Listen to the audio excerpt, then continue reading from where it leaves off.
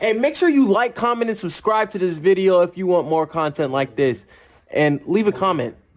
Hey man, welcome back to another Act Like You Know video. You're here with your boy Jaimito. Great game one from the Indiana Pacers and Boston Celtics. You know, the series that a lot of people probably expect to go 4-1, including myself, or a Boston sweep. We pretty much expect that the Celtics would take care of business, and the Pacers came out and fight. You got to give them credit.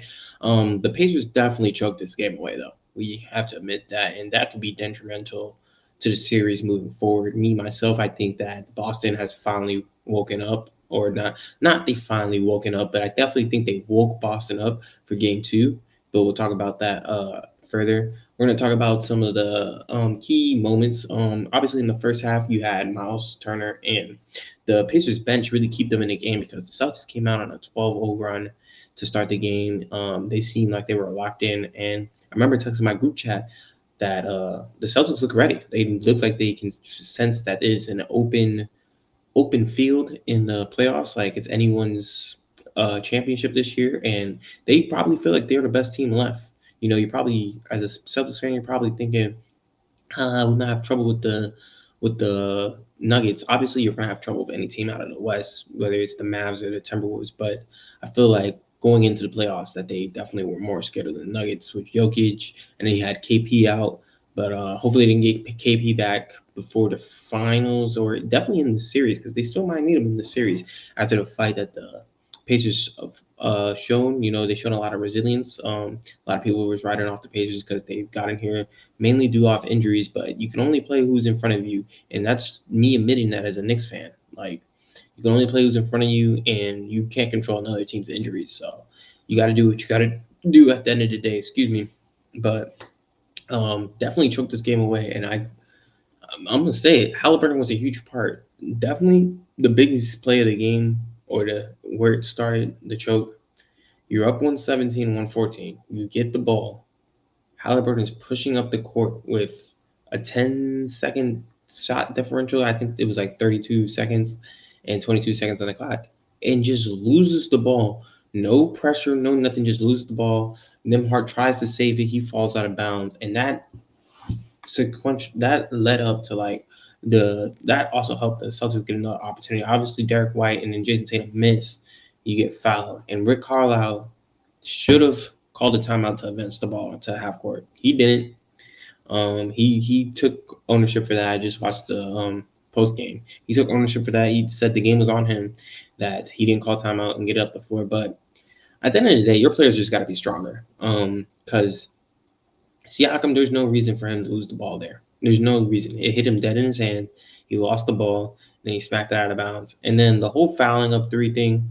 I know this has happened to Pacers fans a lot. Well, a couple of times with Chris Middleton and whatnot this playoffs, but I'm not too critical of the fouling there, because it's like, if Siakam fouls, you obviously can't do an off-ball foul, because then they get a free throw, and then you get to they're down by two possibly, and then when Tatum catches the ball, not Tatum, but Jaylen Brown catches the ball in the corner. At what point do you foul? I've always said you got to foul on the down dribble. So like if Jaylen Brown would have moved to the right, or like to create some space or something, I would have fouled then as he's taking the dribble down.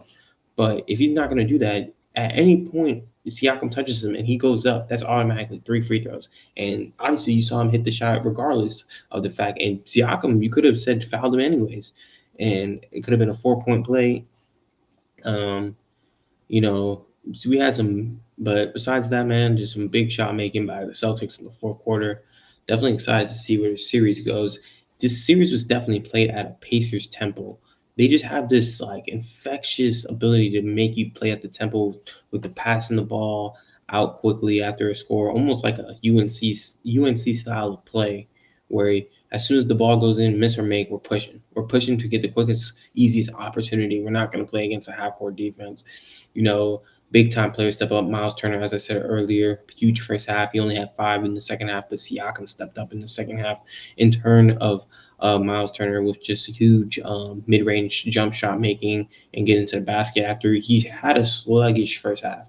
And Haliburton was huge from behind the arc. I believe he went 6 of 12, but Haliburton definitely had the major turnovers that I believe changed this game, especially the one in the fourth quarter, not the fourth quarter, but overtime, where Drew Holiday is just pressuring the ball.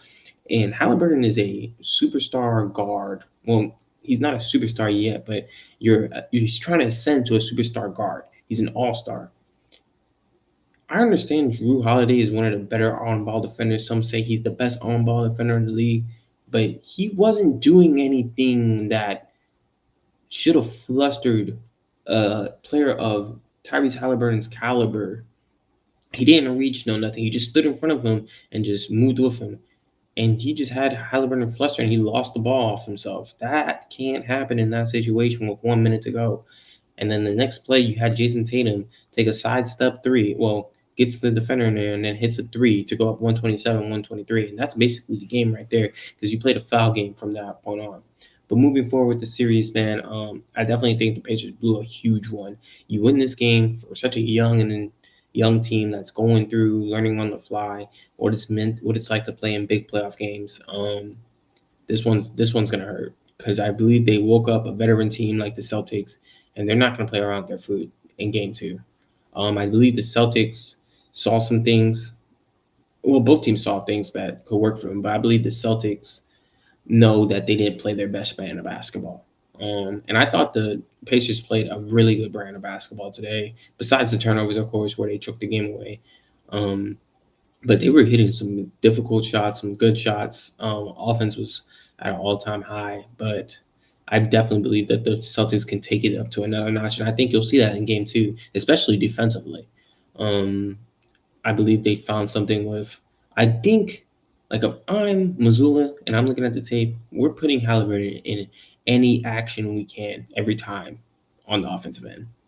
Every time he's in, he's going to be in an action, some type of action, because I believe that's where they can get their best offense from. Not to say Haliburton's not giving effort, because he's definitely giving a little bit more effort, but he can't stay in front of anyone. So you just bring that player into the screen with Jason Tatum and make him have to decide. Also, I don't like that Rick Carlisle is putting Nembhard on Jason Tatum in clutch moments.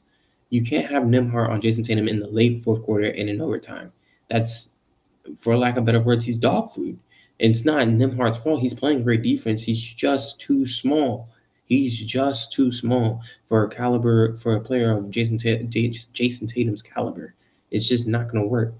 So definitely some things both teams need to adjust. The bench is still going to have to be huge for the Pacers. That's definitely where they have the advantage. That's definitely how they got back into the game in the first half and in the second half when the game looked like it was pulling away with the Celtics getting 12 and 13-point leads.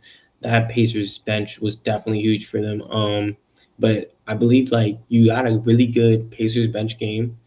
You got good offense from your top three offensive guys in Haliburton, Turner, and Siakam at different points of the game throughout the game, and you choke away a game like this on the road when you need a split. You can definitely get back where you have a huge home advantage. You haven't lost all year. I mean, all playoffs at home, and you can get it at least 1-1 back home. You would feel good going into the series. You can possibly steal 2, and then like the pressure for the veteran Celtics team tightens up once they go down 0-1. Like the narrative, if the Celtics went down 0-1, would have been crazy. It would have been crazy. Especially after what happened last year where they went down 0-3 to an AFC Miami Heat team. So definitely choked one away. I still got the Celtics in 5, and I feel like this game further solidifies it. I can definitely now see the Celtics sweeping, but I think Indiana at home is a really good team. So I'm definitely going to give them one at home. But Game 2, I'm expecting the Celtics to really come out and show what a team that is supposed to be a championship team or a team that has championship aspirations looks like. Not to say the Pacers don't, but I feel like most of NBA but most of NBA media and just fans know that the Celtics have a different level to their play. And if they play at that level, they're not going to get beat in the East. So, I don't know, man. For the Indiana Pacers, this is a tough one to swallow. Let me know your thoughts, concerns. Does this game make you more hopeful if you're an Indiana Pacers fan? As a Celtics fan, are you concerned about your team moving forward? Drew Holiday, I just want to give a shout out, 28 points. He was absolutely attacking Haliburton. That's what I'm talking about right there. Or what I was talking about earlier. I think they need to attack Haliburton with any person that he's guarding. So, I mean, we're going to see, man. Game 1's complete. Be back for game 1 of Minnesota Timberwolves and Dallas Mavericks tomorrow. Have a good night.